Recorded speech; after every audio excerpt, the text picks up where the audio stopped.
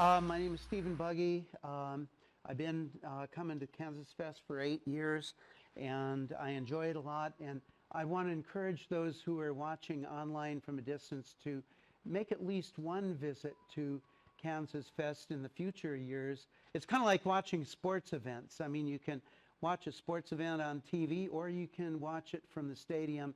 And I think that the total experience when you are there in person is very beneficial. My topic is the Alps key switches, which we in the Apple world are very familiar with. The Alps switches are used in the late model 2C, the 2C Plus, and the 2GS, as well as many of the Macintosh ones. Now, I've made 2 of these demonstration keyboards. The other one is painted blue, so I've got blue and yellow, Ukrainian colors. But let me pass this around. The blue one will be going around upstairs. There are 24 Alps key switches, or pardon me, just 23 Alps key switches, but they're arranged in double rows. The bare switches are in the 2nd and 4th row from the bottom, and then the 1st and 3rd rows are the exact same switches, but with a keycap added. And then on the top row are the 4 variations of the 2E key switches. And then there is an oddball one called, it's called Mitsumi over here. Mitsumi doesn't appear on any of the Apple II keyboards, but Mitsumi is used on the Mac Plus keyboard. So I'll pass these around. Okay. You probably won't see the blue one, but the blue one is identical to this. Okay.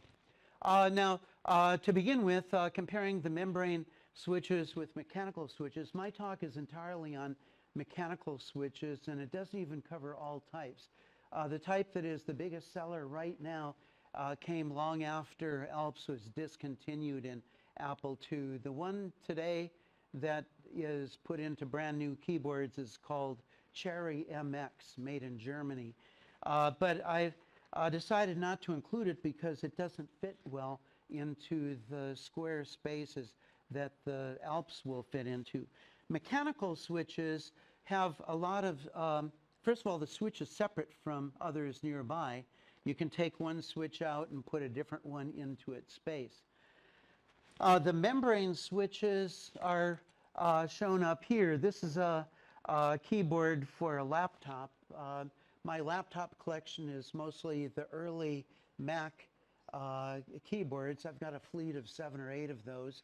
And the biggest thing about laptop keyboards is that they have very low height from top to bottom. The height on these Alps switches is probably 3/4 of an inch. And I know there are some laptops, like I think it's called Mac Air, where the thing is about as thin as you can even imagine. You wouldn't be able to create that type of keyboard if they had mechanical key switches in there. The advantages of the membrane or dome switches are cheaper price. The newer Macs have switched to this type of keyboard. I think they save money on it, but especially it's got low height. The advantages of mechanical switches, I think the biggest single advantage is that if you have one switch that goes bad, you can just replace that one switch without affecting the others. But the mechanical switches do tend to be more expensive overall than the membrane switches. Subjective qualities of the switches. In all, there were 16 switches of the Alps brand, plus 9 clones that we're aware of. Now, I'll come back to this topic later, but with clones, most of them don't even have a brand on them, so it makes it difficult to go shopping for it. I know some, if they wanted to get a different switch into their computer, you might be thinking, I like the clickiness best of all, the sound. Trouble is, the most clicky Alps switch is a clone, number 14, on this handout. But the trouble is it doesn't have any brand name on it, and so it might be even difficult to shop for it. Let's see now, the subjective qualities of switches. There are 3 things that are rated on every switch. So if you got this handout, you can read what those things are. This one is clickiness. It's got an I after the K. Sorry for the misspelling. But clickiness is simply the sound of the switch when you press it. A lot of them are completely silent. But if it's got high clickiness, you can hear that from several feet away. The next one is tactility.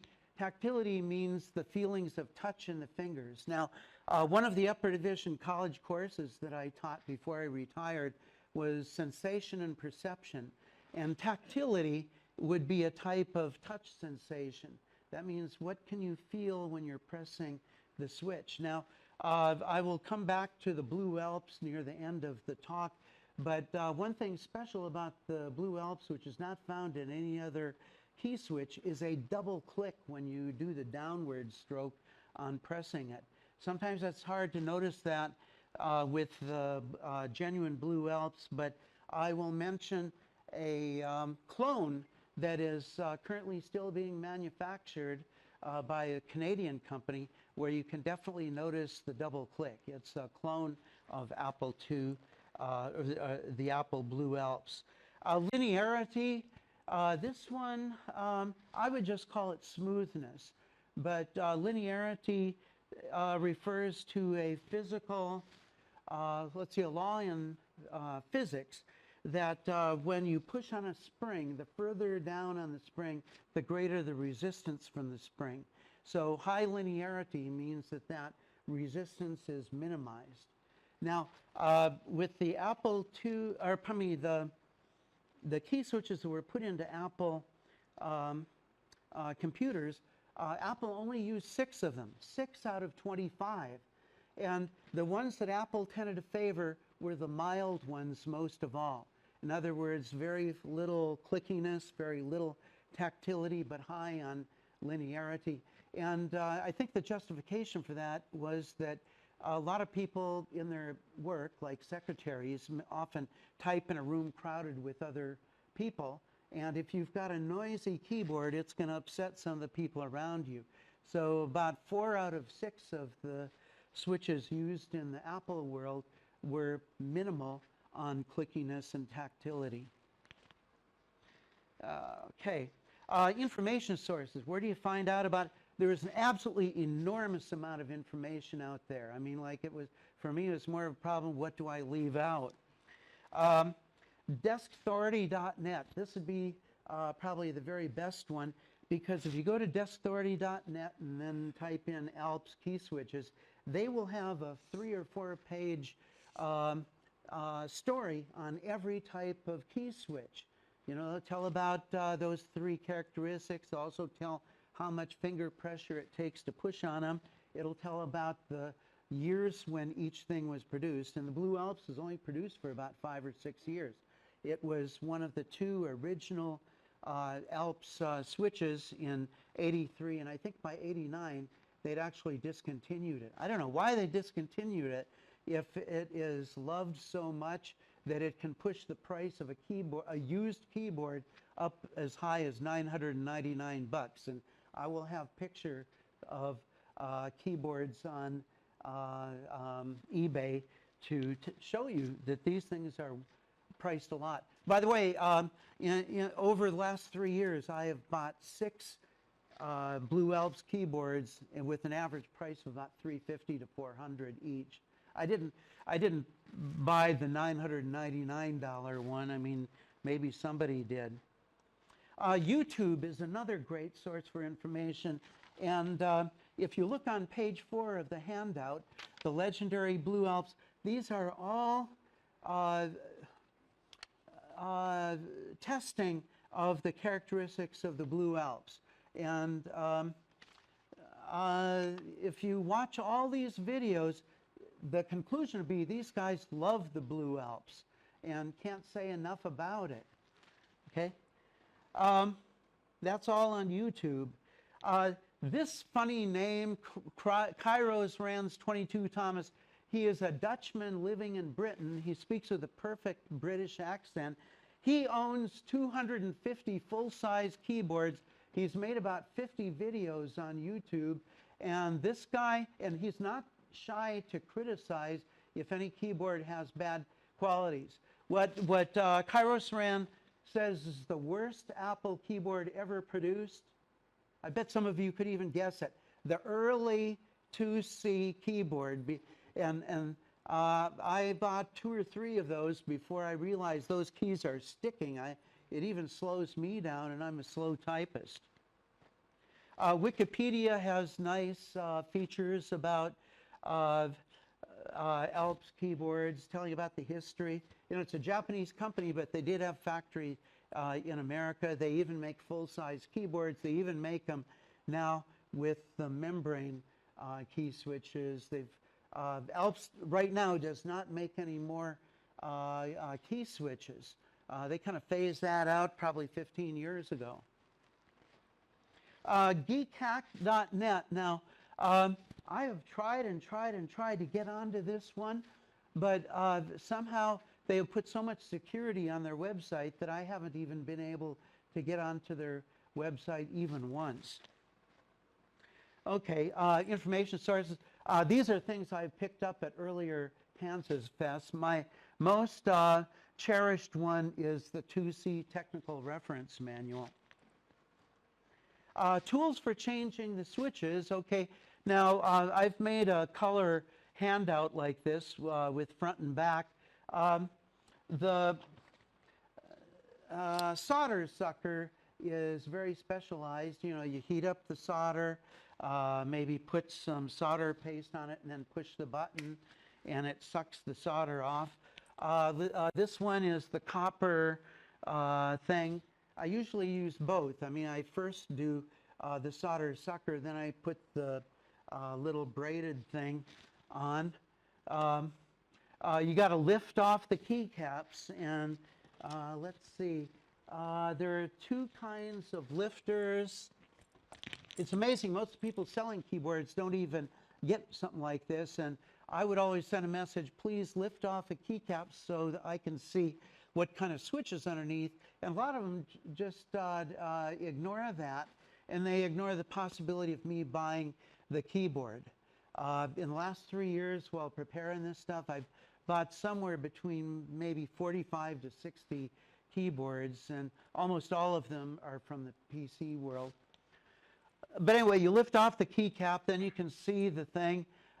This would be smearing the paste on there, sucking it with the solder sucker, using the copper braid, and then lifting the switch out of its socket. Okay, the KEYSWITCH lubricants. I've got 3 of them up here. This one by far is the best. This one is an electronics lubricant specialized for switches. And I bought it on eBay. The first one I bought was a single can. I loved it so much I bought a whole case of 12 of them after that. This also works on car switches.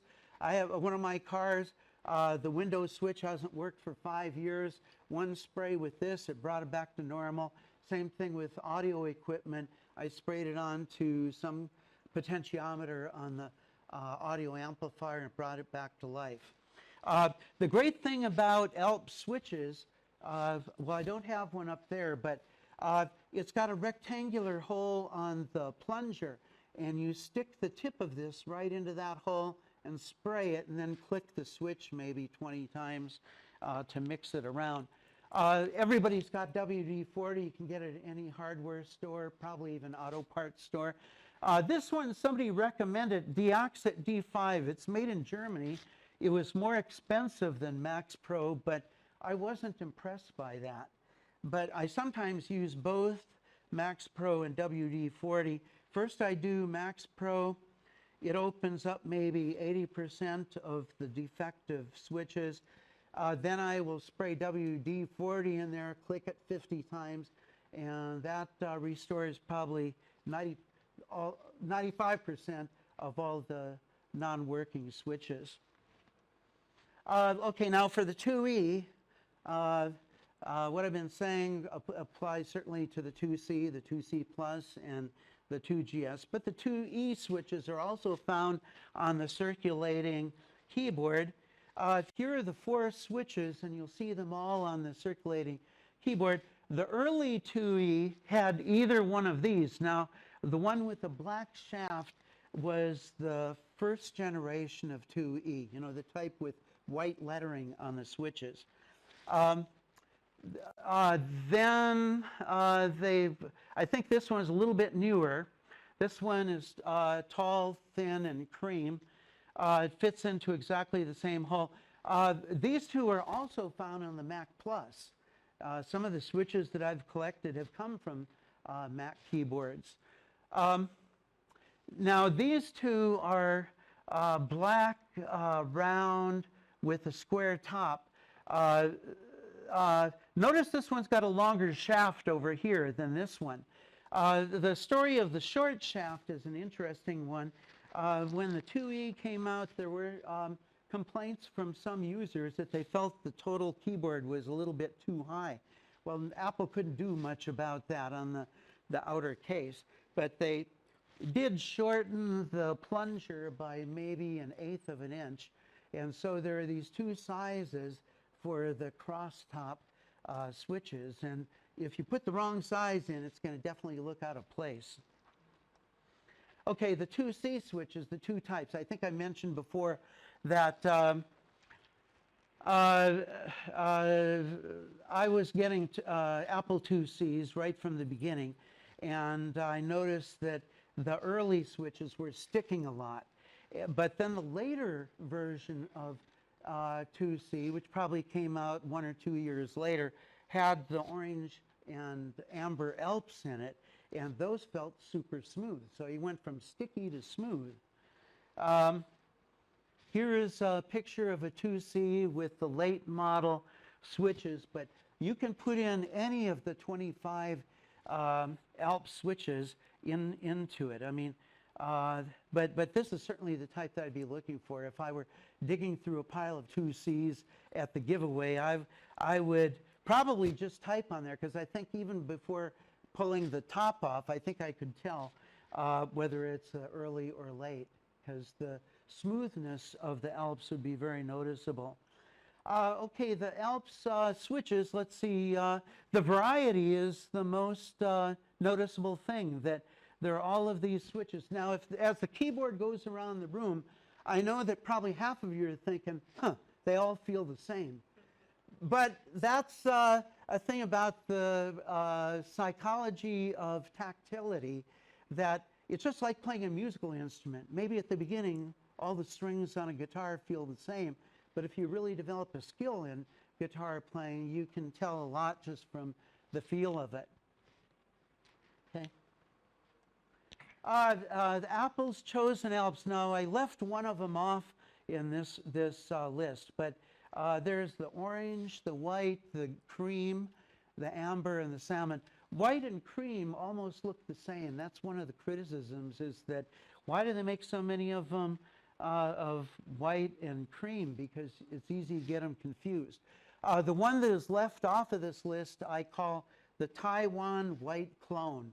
And there was only one clone switch that Apple actually adopted, because I know probably everybody here's got a 2C. Look on the back panel of let's see, 2GS is what I meant to say.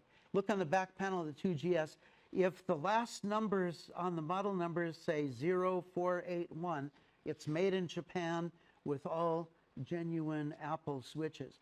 But if the number on the back panel says 0330 and it says made in Taiwan, then you have the white clone Taiwan switch, and it actually looks different. I'm kind of surprised they bothered with this, but I think the factory in Japan simply couldn't produce enough 2GSs for the market. There are the switches, the 5. The Taiwan white clone is not shown. Mitsumi switch, this one avoid because this was another switch being used with the the Mac Plus. And you notice it is slightly bigger than these, so it doesn't fit easily onto the metal board. Now, the way I've put it on the metal board here is I used a metal file to make the hole just slightly bigger.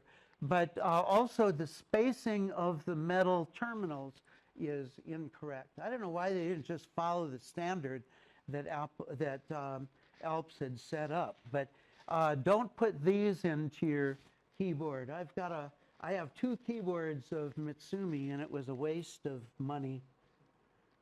Okay, the PC world, 16 are the Alps brand and 9 clones, although the 9 is really guessing, because a big problem with the clones is that most of them don't even have a brand name on it.